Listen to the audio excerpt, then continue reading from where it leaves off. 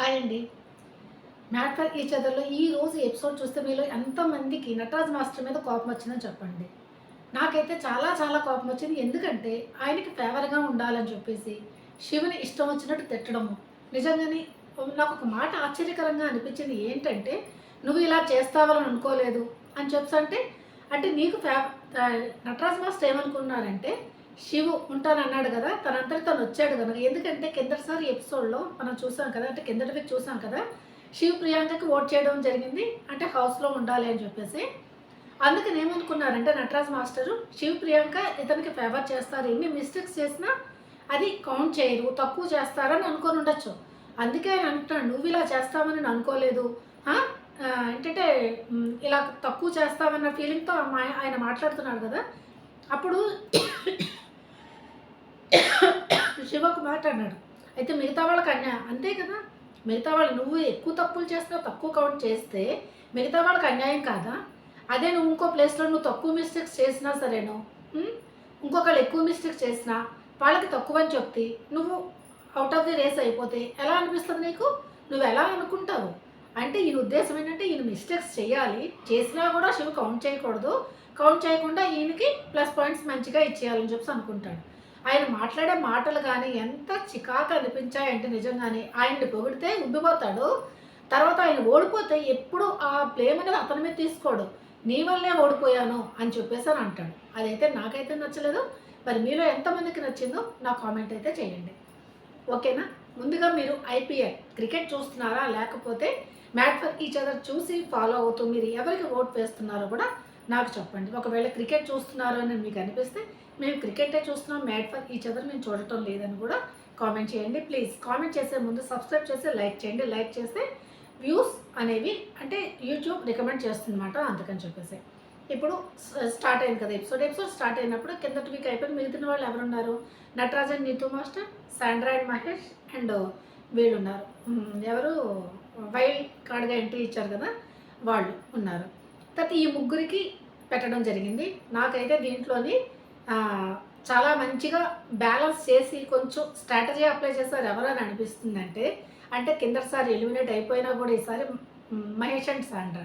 ఎందుకంటే వీళ్ళు ఒక స్ట్రాటజీ అప్లై చేస్తారనిపించింది. ఫస్ట్ ఏంటంటే శాండ్రా ప్రయత్నం చేసింది, చేస్తూ ఉన్న వెళ్ళలేకపోతే ఇంకా మహేష్ పంపించమని చెప్పేసి శ్రీముఖి చెప్పడంతో మహేష్ అయితే రావడం జరిగింది. మహేష్ వచ్చి వాళ్ళు చేశారు. వాళ్ళు ఏం చేశారంటే తక్కువ మిస్టేక్స్తోనే మనం గబగబా పరిగెట్టుకొని వెళ్ళి అన్నీ పట్టుకొని టచ్ చేసి మైనస్ పాయింట్స్ వేస్తే వచ్చిన పాయింట్లు కన్నా తక్కువైపోతాయి కదా.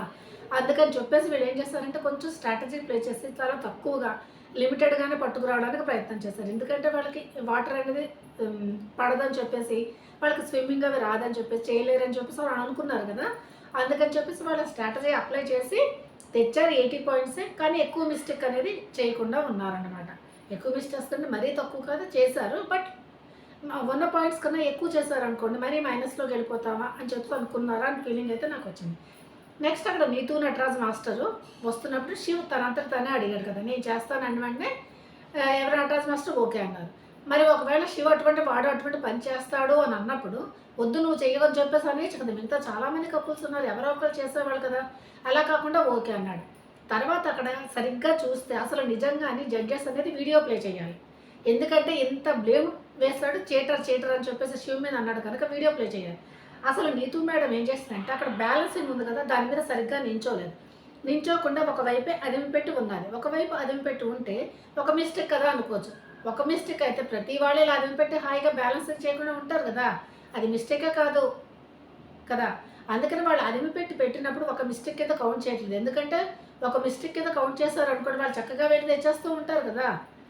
అందుకని వాళ్ళు అదిమి ఎంతసేపు పెడతారు అన్ని నెంబర్స్ కౌంట్ చేస్తున్నారు వీళ్ళు 1 2 3 4 అని చెప్పేసి.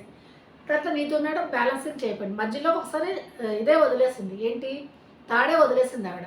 తాడు వదిలేసినప్పుడు ఆయన పైకి వచ్చారు. శ్రీముఖి గారు కూడా భయపడ్డారని నటరాజ్ మాస్టర్కి నాకు అనిపించింది. ఎందుకంటే నటరాజ్ మాస్టర్ పట్టుకున్నారు. వెళ్తున్నప్పుడు ఆ గట్టు పట్టుకోకూడదు కదా, పట్టుకుంటే వెనక్కి రావాలి.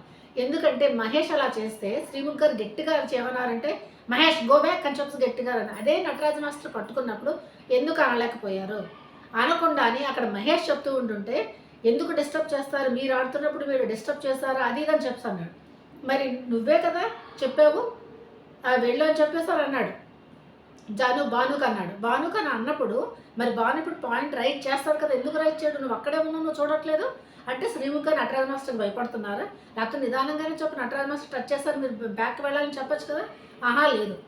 శివ్ చెప్తూ ఉంటుంటే తర్వాత చూసుకుందాంలే తర్వాత చూసుకోవడం ఏంటి? ఇక్కడ నువ్వు మిస్టేక్స్ చేసేస్తూ ఉండుంటే తర్వాత చూసుకోవడం ఏంటి? తర్వాత చూసుకోవడంలో దీని ఉద్దేశ్యం ఏంటంటే తర్వాత నావి ఎక్కువ మిస్టేక్స్ అని నువ్వు తక్కువగా చెప్పు అని చెప్పేసని అంటున్నాడు ఈయన. అది. అంటే అంటే ఈయనకి ఫేవర్ చేయాలని చెప్పేసనంట. నువ్వు మిస్టేక్ చేస్తావు ఈయన మాత్రం తప్పులు కౌంట్ చేయకూడదు అని చెప్పేసి ఆయన ఉద్దేశం అన్నమాట. తర్వాత ఆడు వదిలేసినప్పుడు మళ్ళీ ఆయన వెనక్కొచ్చాడు గానీ, లేకపోతే పట్టుకొని హాయిగా వెళ్ళిపోతున్నాడు అది. అది. తర్వాత అయితే నీతూ మేడం అయితే వెళ్ళలేకపోయింది. వెళ్ళినప్పుడు కూడా కొంచెం సేపు వెళ్ళింది. వెళ్ళిన తర్వాత కూడా ఏకదం గోడని టచ్ చేసుకుంటూనే ఆవిడ వెళ్తుంది అసలు. అసలెక్కడ వదిలేసి కొంచెం దూరం వెళ్ళిన తర్వాత అంతా టచ్ చేసుకునే వచ్చింది. ఈ నటరాజ మాస్టరే తెచ్చాడు. 3 తెచ్చాడు. 120 పాయింట్స్ తెచ్చినట్టున్నారు ఈయన. తర్వాత వీళ్ళు వైల్డ్ కార్డ్‌గా వచ్చారు కదా! వాళ్ళు మాత్రం చాలా బాగా చేశారు. వాళ్ళు 170 పాయింట్స్ అయితే తేవడం జరిగింది. తర్వాత వీళ్ళెవరంటే శాండ్రా అండ్ మహేష్ వాళ్ళు మాత్రం 80 పాయింట్స్ అయితే తీసుకురావడం జరిగింది. తర్వాత వీళ్ళలో అసలు డిస్‌క్వాలిఫై చేసేవాల్సింది ఎవరంటే నటరాజ్ అండ్ నీతూ మాస్టర్ అన్నమాట అసలు. అంతే. ఒక వైల్డ్ కార్డ్‌గా వచ్చారు కదా! వాళ్ళకైతే ఓన్లీ ఎంత 70 మిస్టేక్స్ 70 తక్కువ జరిగాయి. 40 మిస్టేక్స్ ఎన్నో అయ్యాయి అంతే. వీళ్ళు తెచ్చిన 170 తెచ్చారు. తర్వాత మహేష్ అండ్ శాండ్రా వాళ్ళకి కూడా 70 ఎన్నో వచ్చాయి. వీళ్ళు తెచ్చింది 40. దాంతో మైనస్‌లోకి వెళ్ళారు. దీంట్లోని పూర్తిగా ఈ రౌండ్ అంతా కంప్లీట్ అయ్యేసరికి లీస్ట్‌లో ఉన్నది ఎవరంటే Nataraj master and Neetu master. తర్వాత వచ్చింది శాండ్రా అండ్ మహేషు. తర్వాత శాండ్రా అండ్ మహేష్ తర్వాత ఎవరొచ్చారంటే వీళ్ళొచ్చారు. ఎవరు వైల్డ్ కార్డ్ గేమ్ టీచర్ వాళ్ళు రావడం జరిగింది. ఇదంతా అయిపోయిన తర్వాత వెళ్ళిపోతూ వెళ్తూ నటరాజ్ మాస్టర్ ఒకటి అంటాడు. ఏమంటాడంటే నువ్వు చీటర్ అని చెప్పేసి శివుడు చెప్తాడు. చీటర్ ఏంటి అసలు ఆ మాట వినటం లేదు. నటరాజ్ మాస్టర్‌కి వెళ్ళిపోతూనే ఉన్నా చీటర్ అని చెప్పేసి. తర్వాత అంటాడు ఏమంటాడు నాకు ఇంగ్లీష్ రాదు అందుకే చీటర్ అన్న వర్డ్ యూజ్ చేశాను. చీటరు అనడానికి నువ్వు చీట్ చేసావనడానికి చాలా తేడా ఉంది. అయినా సరే నువ్వు అంటున్నావు కదా! నువ్వు చీటింగ్ చేసావని చెప్పేసి అంటున్నావు కదా! చీటర్ ఏంటి అని చెప్పి అక్కడ ప్రియాంక గారు ఒకటి నా మొగుడినంటే నేను ఊరుకుంటాను అని చెప్పి. ఎప్పుడు ప్రియాంక గారి నోట్లోంచి అలా మాట్లాడరు. కానీ ఈసారి మాత్రం అన్నారు. అది. తర్వాత వినకుండా లోపలికి వెళ్ళిపోతూ ఉన్నాడు. తర్వాత శివు, ప్రియాంక ఏంటంటే అంజలి మేడం చెప్తున్నారు. అంజలికి ఏం చెప్తున్నారంటే ఏంటి చీటర్ అంటాడు ఏంటి తప్పులు చేస్తూ తప్పులు చెప్పకుండా ఉండాలా మేమని చెప్పేసి. నీతూ మేడం కూడా నోటి మాటలు జారేస్తూ ఉంటారు ఆవిడ కూడాని. ఏమంటారు నువ్వు వస్తేనేమో ఒక మైనస్ అనుకున్నాం మేమని చెప్పేసి. నీకు అంత ఫీలింగ్ ఉన్నప్పుడు నువ్వు చెప్పేయచ్చు కదా! మీరొద్దు మాకు పడరు మీరు వలన మాకు బ్యాడ్ లక్ అని చెప్పేయచ్చు కదా! వాళ్ళు ఏమన్నా మీ వెనకాతల పడ్డారా? లేదు కదా! అది తప్పే కదా! అది లోపలికి వెళ్ళిపోయాడు.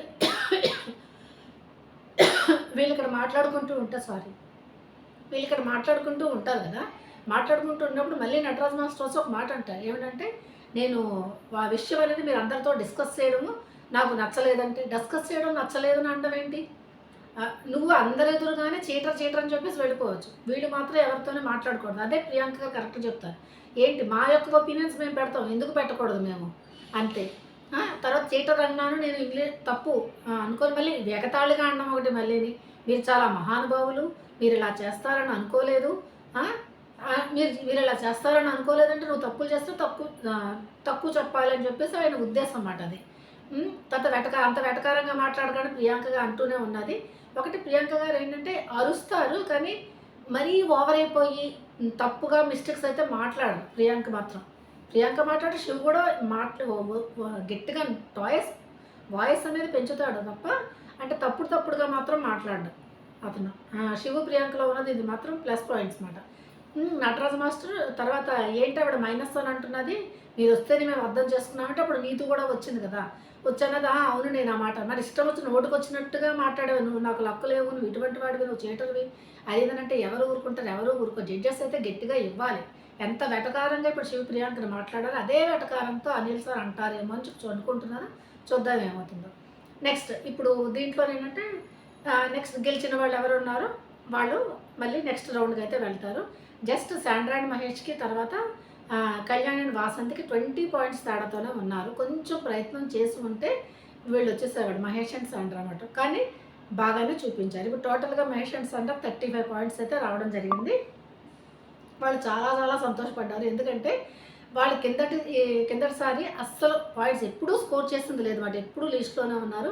ఈసారి 35 స్కోర్ చేశారంటే వాళ్ళు చాలా హ్యాపీగా ఫీల్ అవుతున్నారు. తర్వాత మిగతా వాళ్ళకైతే ఒక ఆట పెట్టడం అయింది. అది రోప్ మీద నడుస్తూ వెళ్ళాలి. తర్వాత లౌదర్ని ఇద్దరు బ్యాలెన్స్ చేసుకోవాలి. మధ్యలో ఎలక్ట్రిక్ షాక్ ఉంటుంది, అది కూడా తట్టుకుంటూ వెళ్ళాలి. వెళ్ళి అక్కడ పిరమిడ్ ఒకటి సృష్టించాలన్నమాట. దీంట్లోని ఈ వైల్డ్ కార్డ్గా వచ్చిన వాళ్ళు బాగానే చేశారు, కానీ చాలా స్లోగా చేసినట్టు అనిపించింది. ఎందుకంటే ఫస్ట్ అవ్వడమో లేకపోతే వాళ్ళు స్ట్రాటజీ సరిగ్గా అప్లై చేయకపోవడమో అయింది. అంటే చాలా స్లోగా వెళ్ళారు, బట్ కంప్లీట్ అయితే చేయడం జరిగింది వాళ్ళు. నెక్స్ట్ నూకరాజు అండ్ ఆస్య చాలా బాగా చేశారు, నిజంగా చాలా కాన్ఫిడెన్స్గా. ఎందుకంటే ఆస్య హైట్ కూడా తక్కువ, నూకరాజు హైట్ కూడా తక్కువే, అయినా వాళ్ళు గట్టిగా పట్టుకొని నడిచి చాలా ఫాస్ట్గా అయితే కంప్లీట్ చేయడం జరిగింది. నెక్స్ట్ ఎవరు కళ్యాణ్ అండ్ వాసంతి, వీళ్ళు స్ట్రాటజీస్ ఎక్కువగానే వేశారు. కళ్యాణ్ లోపల కోపం నాకు నేను చూపిస్తాను అని చెప్పేసి ఏమంటాడంటే కళ్ళల్లో కళ్ళు పెట్టుకొని మరి ఈసారి ఆడుదాం, మన బ్యాలెన్సింగ్ మన మధ్యలో కూడా మన బ్యాలెన్సింగ్ చూపిద్దాం, మన బ్యాలెన్సింగ్ అంత ఓవర్ అయ్యే అవసరం అయితే లేదు. నువ్వు ఆడి విన్ అయిన తర్వాత ఆ డైలాగులన్నీ కొట్టుంటే బాగుండేది. బాగానే ఆడారు. ఆడడం మాత్రం వీళ్ళు ఏంటంటే ఇలా ఎదురుగా పెట్టుకొని ఆ స్ట్రాటజీ అప్లై చేశారు. నూకరాజ్ అండ్ ఆస్యలో కూడా ఆస్య ఫస్ట్ ఒకటి అలా తిప్పింది, తర్వాత నెక్స్ట్ టైం ఏమో ఇటువైపు తిక్క నడిచింది, కానీ నూకరాజ్ అయితే స్ట్రైట్గా నడుచుకొని వెళ్ళాడనమాట. ఇప్పుడు వీళ్ళు ముగ్గురులోని గెలిచింది ఎవరంటే నూకరాజ్ అండ్ ఆస్య. వాళ్ళకి 50/50 అనేది రావడం జరిగింది. నెక్స్ట్ కళ్యాణ్ అండ్ వాసంతికి 45 బాండ్ క్రెడిట్స్ వచ్చాయి. తర్వాత ఎవరు వైల్డ్ కార్డుగా వచ్చిన వాళ్ళకేమో ఎంత వచ్చింది, 40 అయితే బాండ్ క్రెడిట్స్ అయితే రావడం జరిగింది. కిందసారి వాళ్ళు ఎలిమినేషన్ రౌండ్లోకి వెళ్ళారు, ఇప్పుడు 40 వచ్చారు కనుక వాళ్ళు సేఫ్. కానీ వైల్డ్ కార్డ్గా వచ్చిన వీళ్ళకి కూడా ఆటలో క్యూరియాసిటీ ఏదో వాళ్ళు నిరూపించుకోవాలని తపము ఉండడం అయితే జరిగింది. బాగా ఆడారు కిందటి వీక్ కొత్తగా వచ్చారు, ఆటలనే కొత్తవి కదా, ఇప్పుడు కొంచెం అడ్జస్ట్ బాగానే ఆడుతున్నారని ఫీలింగ్ అయితే నాకైతే రావడం జరిగింది. కానీ నటరాజ్ అండ్ నీతు మేడము ఈ విధంగా మాట్లాడడం మీలో ఎంతమందికి కరెక్ట్? ఆయన గెలిస్తే పొంగిపోతాడు, అంతా మనము అన్నట్టు ఉంటాడు. ఓడిపోతే మాత్రం ఆయన తీసుకోడు, నీ వల్లనే నేను ఓడిపోయాను అంటాడు. ముందు ఎప్పటి నుంచో ఫస్ట్ ఒక ఆట ఆడిపోయినప్పుడు Shiva and Priyanka, next Shiva and Priyanka, ఇప్పుడు కూడా శివ నువ్వు తప్పులు చేస్తావు అయ్యా. వాళ్ళు ఎక్కడ ఇన్వాల్వ్ అయ్యారు ఆటలో? లేదు కదా, వాళ్ళు కూర్చొని కౌంట్ చేస్తున్నాను. నువ్వు తప్పులు చేసుకొని నువ్వు పట్టేసుకొని ఇంకా మధ్యలో నువ్వు పట్టుకొని వెళ్ళిపోతే అసలు శ్రీముఖ్ గారు చెప్పాల్సింది గో బ్యాక్ అని చెప్పి, గో బ్యాక్ ఉండండి, ఇంకా 50 పాయింట్స్ కూడా తెచ్చేవాడు కాదేమో అయినా.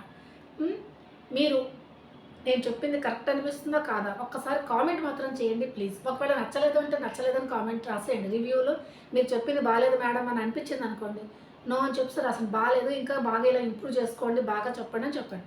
ఒకవేళ బాగుందంటే బాగుందని చెప్పి కామెంట్. ముందుగా ప్లీజ్ సబ్స్క్రైబ్ చేయండి, లైక్ చేయడం అస్సలు మర్చిపోవద్దు. Okay, bye.